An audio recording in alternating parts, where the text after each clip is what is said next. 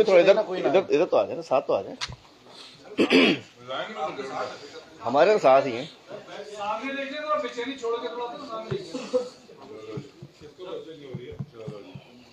बिस्मिल्लाहिर्रहमानिर्रहीम।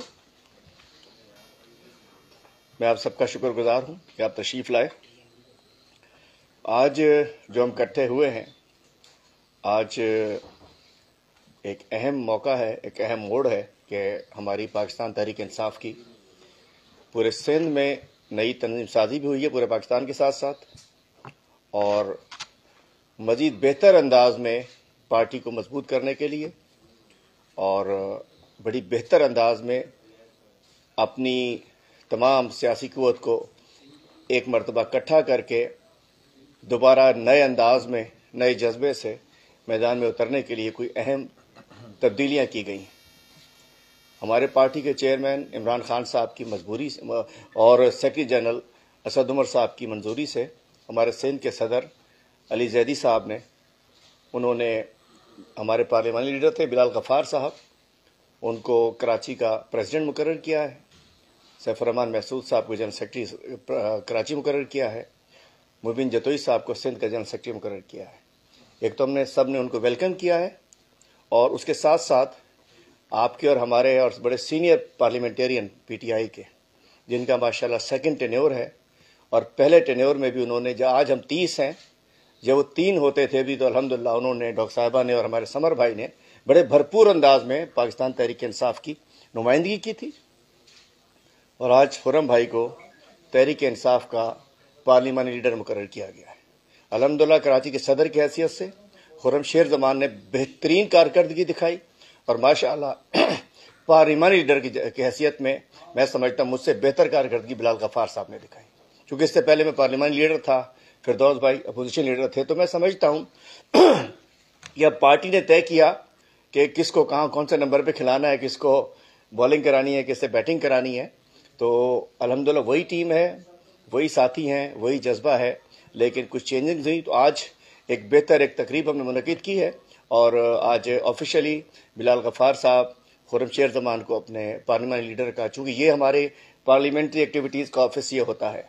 आज हमारे MPA साहबान भी सब मौजूद है माशाल्लाह मेजॉरिटी, और इसलिए बिलाल साहब यहाँ से अपना ऑफिस में खुर्रम साहब का हवाला करके इंशाअल्लाह इंसाफ हाउस चले जाएंगे, और एक बहुत बड़ी एक ग्राउंड पॉलिटिक्स के लिए, बड़ी जंग के लिए इंशाअल्लाह वो ग्राउंड पे उतर रहे हैं। हम सब इनके साथ हैं, हम सब इंशाअल्लाह मिलकर पार्लियामेंटेरियंस कराची में समेत पूरे सिंध में तंजीम को मजबूत करेंगे, और इंशाअल्लाह पार्लियामेंट में फिर खुर्रम शेर जमान साहब एक बेहतरीन पार्लियामेंट्री लीडर साबित होंगे, चूँकि इनका बहुत तजर्बा, हम सबसे ज़्यादा तजर्बा है खुर्रम साहब का और हमारी डॉक्टर सीमा साहिबा का। मैं समझता हूँ कि खुर्रम भाई की जो सिलेक्शन है हम अली जैदी साहब ने की है, बेहतरीन सिलेक्शन है। इनके सदर बनने के बाद बेहतरीन चॉइस है, और बिलाल गफ़ार साहब की भी एक अच्छी सिलेक्शन है, और अल्हम्दुलिल्लाह पार्टी एक पेज पर है। हम सब प्राइम मिनिस्टर के फैसलों के साथ हैं, हम सब तंजीम के फैसलों के साथ हैं, और इसके बाद में ये दोनों बात करें। लेकिन थोड़ी सी बात डालता चलूँ, आप सब लोग कहते थे मसला क्या है इसमें बिल में, ऐसे आप लोगों ने शोर मचाया हुआ, बताओ तो उसे मसला क्या है। तो मसला सामने आ चुका। जिस अंदाज से इन्होंने टाउन्स की पहला काम किया है, नोटिफिकेशन होने के बाद पहला काम किया है, वही गंद किया है इन्होंने। जिस अंदाज से इन्होंने जो टाउन्स की डिस्ट्रीब्यूशन की है, उसके अंदर पता चल गया कि इन्होंने पॉलिटिकल अपनी इंजीनियरिंग करनी थी। इन्होंने शहरों पे कब्जे के लिए, इन्होंने टाउनों पे कब्जे के लिए, चूंकि ये जीत नहीं सकते हैं, ये इधर से वोट इधर डालेंगे, उधर का वो इधर डालेंगे। इन्होंने पहले भी ये आकबत नाअंदेश, ये अकल के अंधे जो अहमकों की जन्नत में रहते हैं, इन्होंने एक सीट बनाई थी जिसमें आबादी तो 4.5 लाख थी, वोट 56,000 थे, वो मेरी वाली सीट थी, और वो इन्होंने तय किया था कि एक बार ही बार बना लो वो सीट वो थी कि जिसमें 3 दफा उस यूसी का चेयरमैन पीपल पार्टी का रहा था। यूसी 31 गुजरो, उसका चेयरमैन 3 दफा पीपल पार्टी का, जब शहर में एमक्यूएम का दौर होता था तो भी वहां का चेयरमैन पीपल पार्टी का होता था, नाजिम वो चेयरमैन हो। इन्होंने वो सीट, एक सीट 56,000 की थी, लेकिन लोग तो 4.5 लाख थे, अपने लिए बनाई थी। लेकिन वो भी हम इनसे हलक के अल्हम्दुलिल्लाह इमरान खान का एक वर्कर खींच के इनके मुंह से लेकर आ गया था। आज इन्होंने एक यूसी पे एक टाउन बना दिया, सेंट्रल के टाउन छोटे कर दिए, ईस्ट में यूसियां बढ़ा दी, साउथ में 2 टाउन कर दिए, हैदराबाद का बेड़ा गर्क कर दिया। हैदराबाद में हर जगह इन्होंने अर्बन के साथ रूरल अटैच कर दिया, अर्बन के साथ, ताकि इन्हें पता है कि शहरी लोग इनको वोट इसलिए देते कि वो इनको अच्छी तरीके से जान चुके हैं। लेकिन मैं समझता हूं कि जिस तरीके से इन्होंने टाउन के नोटिफिकेशंस किए, जो कि इलेक्शन कमीशन ने भी चैलेंज कर दिए हैं, उससे इनकी गंदी जहनियत, छोटी सोच, और वो जो हम कहते हैं कि ये शहरों पे कब्जा करना चाहते हैं, टाउनों पे कब्जा करना चाहते हैं, 2 नंबरी से, नौसरबाजी से, पॉलिटिकल इंजीनियरिंग से इन्होंने जो टाउन्स बनाए वो गलत थे। और इससे साबित हो गया कि जो एहतजाज था, थोड़ा सा आप लोगों को एक पॉज नजर आया होगा। आप लोगों ने देखा होगा कि पीटीआई थोड़ा सा पॉज को 10 एक दिन का था। हम मानते हैं, चूंकि हम एक प्रोसेस में आ गए थे, हमारी तंजीम साजी हो रही थी, हमारी नई तंजीम साजी हो रही थी, नई सफबंदी हो रही थी, तो अल्हम्दुलिल्लाह वो सफबंदी पूरी हो गई। लेकिन इंशाअल्लाह हम इस बल्दियाती निज़ाम जो नया बनाया है, ये बल्दियाती निज़ाम की बात नहीं है, हम मुकामी हुकूमतों की बात करते हैं। इंशाअल्लाह अब जब मैदान में उतर रहे हैं, उतरेंगे, तो इंशाअल्लाह आखिरी छक्का पीटीआई का होगा और हमारे इत्तेहादियों का होगा, और इनको उठा के बाहर फेंक देंगे। मैं समझता हूं इस काले कानून को, इस काले निज़ाम को, जिससे मुकामी हुकूमतें ख़त्म होती हैं, उसको दफन करना होगा, वरना शहरी दफन हो जाएंगे, वरना ये हमें गटर में, पानी में, कचरे में, इसमें दफन कर देंगे। नहीं, इसलिए हमें इसे इनके जाली 2 नंबर बल्दियाती निज़ाम को दफन करना होगा। मैं खुर्रम शेरजमान साहब को वेलकम करता हूं, चूंकि एक अपोजिशन लीडर का साथ होता है 3-4 अहम लोगों से, जो पार्लियामेंट लीडर्स होते हैं, और हम मिल के एक अपनी पॉलिसी बनाते हैं। तो मैं खुर्रम भाई को अपने तमाम पीएस की जानिब से, अपोजिशन की जानिब से, तहरीक इंसाफ का पार्लियामेंट लीडर मुबारकबाद भी देता हूं, और मैं चाहता हूं कि इस हवाले से अपनी ये पॉलिसी भी दे दें और बात भी करें। उसके बाद बिलाल भाई बात करेंगे। जी, औज़ुबिल्लाहि मिनश शैतानिर रजीम, बिस्मिल्लाहिर्रहमानिर्रहीम। आप सबका बहुत बहुत शुक्रिया। हरीम भाई, आपका बहुत शुक्रिया। आपने जो है काफ़ी चीज़ें सीखी हैं हमने आपसे भी, और डेफिनेटली बिलाल गफ़ार ने भी बड़ा ज़बरदस्त काम किया असेंबली के अंदर, एक अच्छा रोल प्ले किया एज पार्लियामेंट्री लीडर, और आप तो वैसे भी रोल प्ले कर ही रहे हैं। ये बिल्कुल मैं समझता हूँ जनाब कि देखें, ये जो 5 साल का पूरा अरसा है, starting from 2018 and then till 2023, ये एक पूरा टेस्ट मैच की तरह आप समझ लेंगे। जब मैच स्टार्ट हुआ था 2013 में, तो उस वक्त टेस्ट मैच था जो स्टार्ट हुआ था। बीच में जो एक पीरियड आया वो वनडे का था पीरियड, और अब जो फाइनल पीरियड आप देख रहे हैं ये T20 का पीरियड है। सो जो हमारे कैप्टन हैं इमरान खान, हमारे वज़ीर आज़म, एक खिलाड़ी हैं, वो बहुत बेहतर तरीके से समझते हैं कि उन्होंने अपने कौन से प्लेयर को कौन से ओवर में किस जगह पे उन्होंने प्लेस करना है और कहाँ पे खिलाना है। मैं वज़ीर आज़म इमरान खान का वंस अगेन बहुत मशकूर हूँ, जिन्होंने एक दफ़ा वापस मुझे ये ज़िम्मेदारी दी है as parliamentary leader of PTI in Sindh assembly.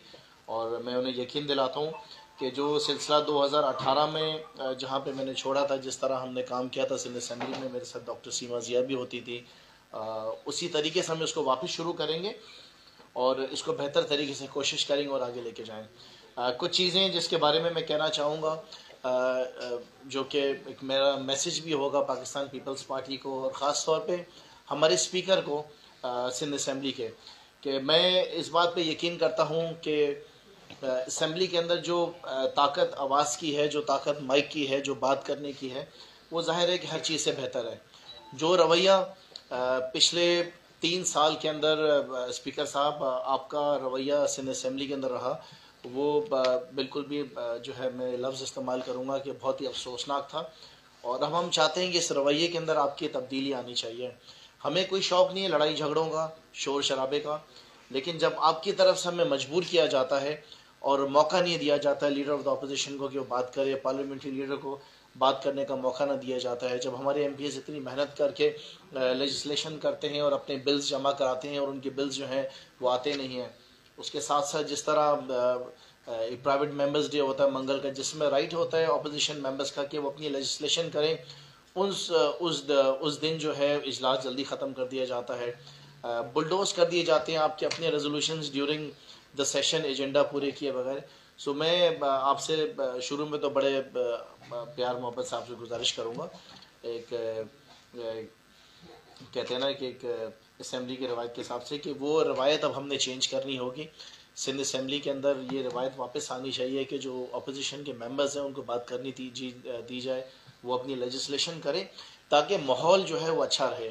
इस वक्त जो पूरे पाकिस्तान में सिंध असेंबली का जो एक माहौल का जो मैसेज जा रहा है वो एक हुल्लड़बाजी का जा रहा है, और उसके ज़िम्मेदार जो हैं वो हुकूमत सिंध उसकी ज़िम्मेदार है।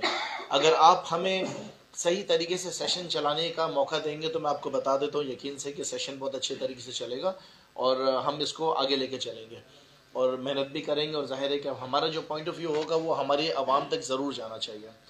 मैं उसके साथ साथ ये भी कहना चाहूँगा कि अगर रवैये के अंदर तब्दीली नहीं आएगी तो उस हिसाब से फिर हमने ये सोचा है कि हमारी यहाँ से पूरी टीम जाएगी नेशनल असेंबली के स्पीकर के पास, और नेशनल असेंबली के स्पीकर को जाके हम बताएंगे कि आपका रवैया सिंध असेंबली में कैसा है। बीइंग इन फेडरल गवर्नमेंट, हम नेशनल असेंबली के स्पीकर से जाके गुजारिश करेंगे कि जो रवैया सिंध असेंबली के स्पीकर का अपोजिशन के साथ है वही रवैया आपके साथ भी होना चाहिए। इसका मतलब यह है कि बिलावल जरदारी जब असेंबली में बात करना चाहेंगे और लंबी लंबी तकरीरें करना चाहेंगे तो उनको तकरीर करने का मौका किसी भी हाल में नहीं दिया जाएगा।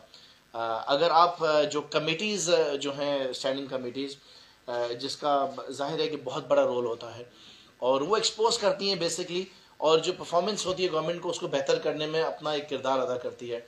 3 साल का अरसा गुजर चुका है, आपने ये कमेटीज़ हमें दी नहीं, हम एक दफ़ा वापस ये सिलसिला शुरू करेंगे ताकि ये 1.25 साल का जो अरसा है इसमें पूरी अपोजिशन को ये कमेटीज़ मिले ताकि वो एक बेहतर किरदार अदा कर सकें, आवाम की खिदमत कर सकें, आवाम के मसाइल का हल कर सकें। अगर आप ये नहीं करेंगे तो उसका मतलब बड़ा क्लियर है कि आप गिल्टी हैं, आपके कुछ मामलात हैं ऐसे जिसको आप छुपाना चाहते हैं और आप चाहते ही नहीं हैं कि स्टैंडिंग कमेटीज़ के दौरान जो है वो तमाम चीज़ें जो हैं वो सामने आएँ।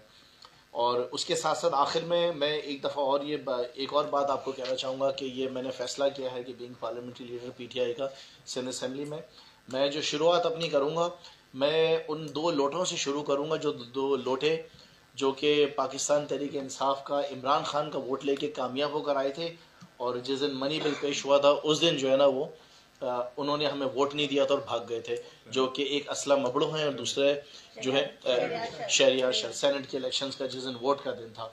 और उसके साथ साथ जब असेंबली के अंदर बजट का बिल पेश हुआ था तो उस दिन भी वो वहाँ पर मौजूद नहीं थे, ट्रेजरी साइड पे वो बैठे हुए थे।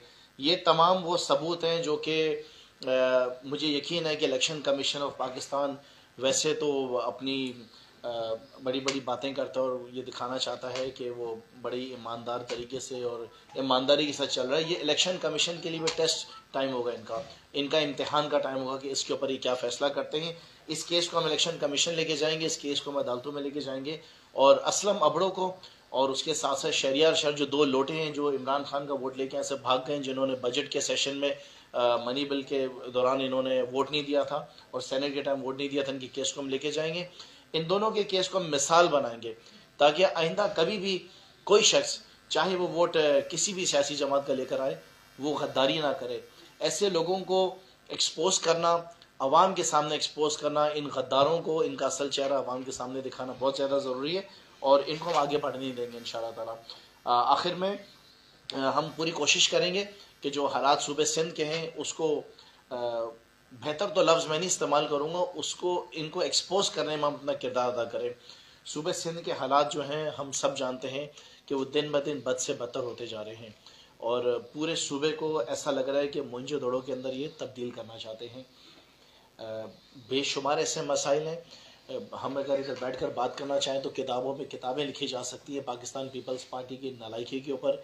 इस सूबे की वज़ीर आला के ऊपर अगर एक पूरी कहानी लिखी जाए तो मैं समझ रहा हूँ कि शायद पाकिस्तान की हिस्ट्री में नहीं तो चले सूबे सिंध की जो पूरी हिस्ट्री है इस सूबे की, इतना ज़्यादा मेरे ख्याल से निकम्मा जो है वज़ीर आला इस सूबे के अंदर आज से पहले कभी आया नहीं होगा। और इनके बड़ों ने शायद मुझे नहीं पता किस तरह काम किया, लेकिन इन्होंने तो मेरे ख्याल से जो मिसालें कायम की हैं वो बड़ी अफसोसनाक हैं। सूबे सिंध के लोगों को मैं ये पैगाम देना चाहता हूँ कि वज़ीर आज़म इमरान खान जितना उनको फ़िक्र सूबे सिंध की है शायद आज उनको KP पंजाब बाकी सूबों की नहीं है। और आप इस बात पे यकीन कर लें कि जब तक पाकिस्तान पीपल्स पार्टी इक़्तिदार में रहेगी ये सूबा और ज़्यादा तबाही की तरफ जाएगा। यहाँ के मसाइल दिन ब दिन और ज़्यादा जो है बढ़ते जाएंगे, लोगों की मुसीबतें बढ़ती रहेंगी। आप देखें ना कि हर क़यामत जो है वो सूबे सिंध में क्यों आती है, सबसे पहले हर मुसीबत सूबे सिंध के अंदर क्यों आती है। आज भी बच्चे जो है थर से मर रहे हैं, थर में बच्चे भूख से मर रहे हैं। मैंने चीफ जस्टिस ऑफ पाकिस्तान से भी गुजारिश की थी कि आप थर जा रहे हैं तो ज़रूर मालूम कीजिएगा कि इन 14 सालों में पीपल्स पार्टी के इक़्तिदार में कितने बच्चे जो हैं थर में मर गए हैं। हम ये भी जानते हैं कि लड़काने में लोग जो हैं वो एड्स से मर रहे हैं। हम ये भी देख रहे हैं कि पूरे सूबे में कुत्तों के काटने से बच्चे मर रहे हैं। गंदम जो है वो लाखों की तादाद में जो है ना बोरियां जो है ना वो गायब हो जाती हैं, कहते हैं चूहे खा गए। क्या चीज़ ऐसी नहीं है जो इस सूबे के अंदर नहीं आ रही है। सो पाकिस्तान तहरीक इंसाफ जो अपना एक पार्लिमानी रोल है वो भी प्ले करती रहेगी। सड़कों में जो सियासत है वो भी हमारी कायम रहेगी।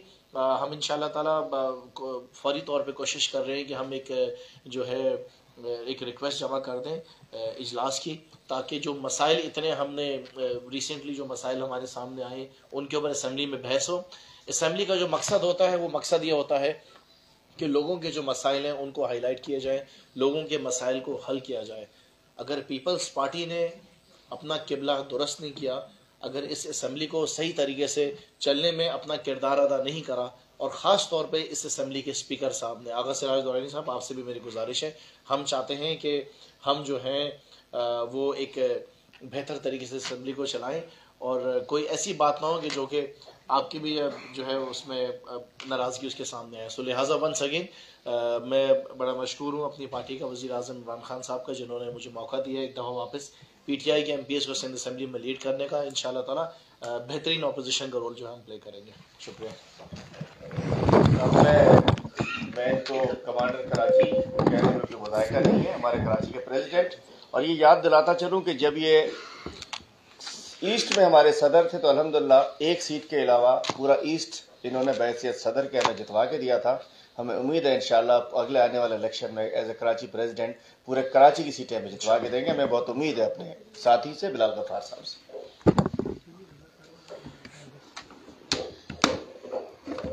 जी बिस्मिल्लाहिर्रहमानिर्रहीम। तमाम साफ़ी, रिपोर्टर्स, कैमरामैन, आप सब लोगों का बहुत बहुत शुक्रिया। मैं अल्लाह का शुक्र अदा करता हूँ और ख़ास तौर पे हमारे chairman prime minister Imran Khan साहब, हमारे जनरल सेक्रेटरी असद उमर साहब, सिंध के सदर अली जदी साहब का और ख़ास और पूरी लीडरशिप का कि उन्होंने मुझ पे एतमाद का इज़हार किया और इतनी बड़ी रिस्पॉन्सिबिलिटी मेरे कंधों पे डाली। बाहैसियत पार्लियामेंट्री लीडर अपनी कोशिश की, जो भी एबिलिटीज़ थी कि एक कंस्ट्रक्टिव और जहाँ जहाँ क्रिटिसिज्म की ज़रूरत होती थी एक पॉजिटिव सोच कर लेके हमने असम्बली के अंदर सियासत की। लेकिन जिस तरह मेरे भाई खुर्रम शेर जमान ने कहा कि जो स्पीकर का जो रोल था अनफॉर्चुनेटली वो 22 रोल था, और आपने रिसेंटली देखा कि जिस तरह लोकल बॉडीज़ के जो बिल है वो पास किया गया, और उससे पहले जो बजट का माहौल था कि बजट की जो तकारीर हमारे अपोजिशन लीडर साहब की नहीं की गई, पार्लियामेंट्री लीडर्स को मौका नहीं दिया गया कि अपनी वो बजट पे बात कर सकें।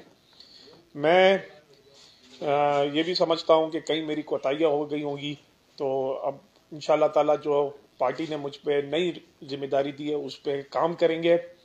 और मैं आज आप सब सहाफ़ियों को बताता हूँ कि ये सिर्फ पाकिस्तान तहरीक इंसाफ ही है कि जो मेरे जैसे एक अदना वर्कर को इतनी बड़ी रिस्पॉन्सिबिलिटी दी है।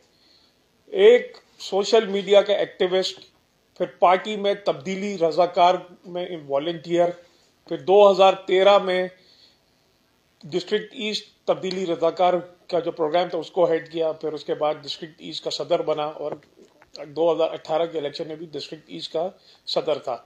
ये आपको ना पाकिस्तान मुस्लिम लीग में मिलेगा ना पाकिस्तान पीपल्स पार्टी में, ये आपको एग्जाम्पल मिलेगी, क्योंकि वो फैमिली एंटरप्राइज पॉलिटिक्स करते हैं।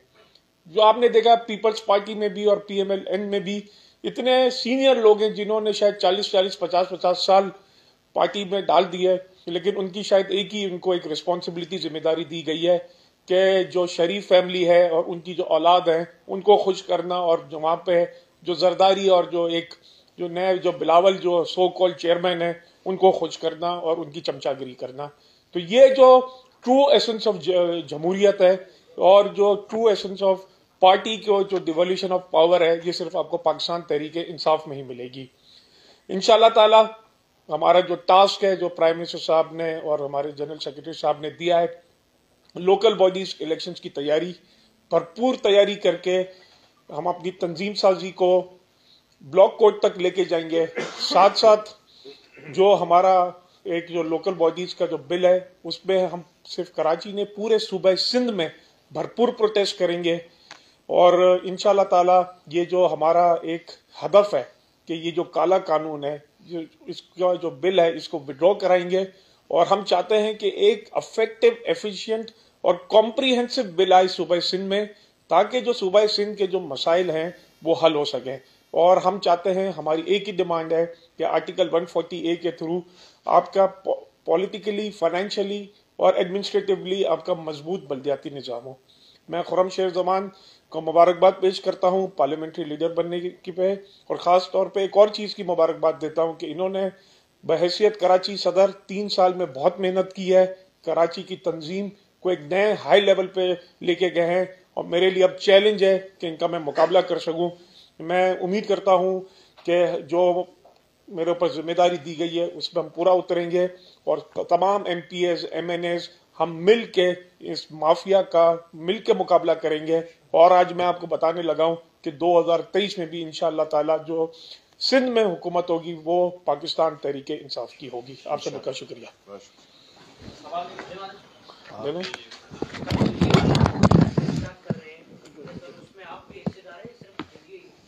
पूरी जॉइंट अपोजिशन ये इत्तेहाद कर रही है। हमारी एक स्टीयरिंग कमेटी बनी हुई है जिसमें 3 मेंबरान हैं।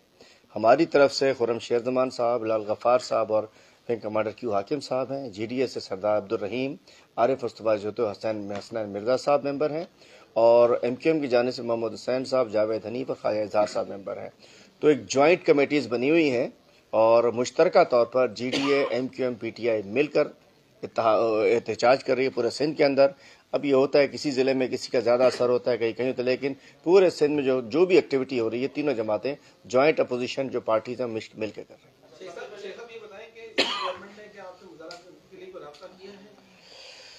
ये नौसरबाजों की हुकूमत है, इनको पता है कि इन्होंने करना कुछ है, दिखाना कुछ है। मुज़ाकरात ये बंद कमरों में इधर उधर नहीं हुआ करते, वहाँ तो डील्स होती हैं। ये मुज़ाकरात होते हैं, ये बहस होती है और ये असम्बली के अंदर होती है। किसी भी किस्म की बात करनी है, इस बिल को वापस लें, इस कानून साजी को खुद ख़त्म करें, उसके बाद असम्बली में लेकर आएँ, डायलॉग करें किसी फोरम के ऊपर आके। कोई नहीं फ़ोन पे बात करना है, कुछ नहीं करना। ये जमात इस्लामी के पास भी ऐसे ही वो लगाने गए थे, ये बातचीत नहीं करना चाह रहे, ये शहरों पे कब्जा करना चाह रहे हैं। चोर दरवाजे से इंतज़ामी मशीनरी को साथ मिलाकर ये इदारों पे कब्जा करना चाह रहे हैं और यह किसी ना मुज़ाकरात करना चाहते, ना इस सूरत हाल में किसी मुज़ाकरात की गुंजाइश।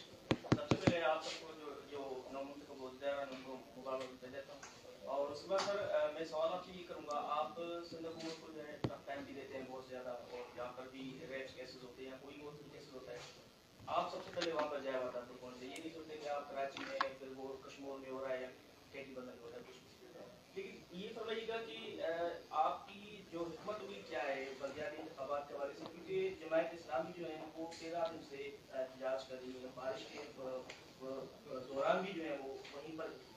तो आपकी हिकमत अमली क्या है, पर्सनल तहरीक साहब की हिकमत अमली क्या है? और उसके साथ साथ दूसरा मेरा ये सवाल है आपसे कि ये भी फरमाइएगा कि पर्सनल तहरीक साहब के जो MPA ग्रुप है उनकी चेक जो है वो वायरल हुई है, इस हवाले से आप क्या कहेंगे? देखिए, मैं समझता हूँ ये अफसोसनाक है। हम चेक कर रहे हैं, कुछ उसमें MPS के अलावा भी कुछ हमारे स्टाफ के लोग भी हैं उसमें, उसी ग्रुप के अंदर। तो लाज़िमत MPS को तो नहीं कह सकता, हम भी इंक्वायरी कर रहे हैं उसकी, और अफसोसनाक है वो। दूसरी बात यह है कि हिकमत अमली सबकी अपनी अपनी होती है, कोई किस तरीके से चलता है। इंशाल्लाह हमारी हिकमत अमली ये है कि अगला मेयर कराची भी हमारा होगा, हैदराबाद का मेयर भी हमारा होगा, सिंध में अक्सर डिस्ट्रिक्ट काउंसिल्स हमारी होंगी, इंशाल्लाह अगला चीफ मिनिस्टर भी हमारा होगा। कैसे होगा वो अभी नहीं बता रहे आपको।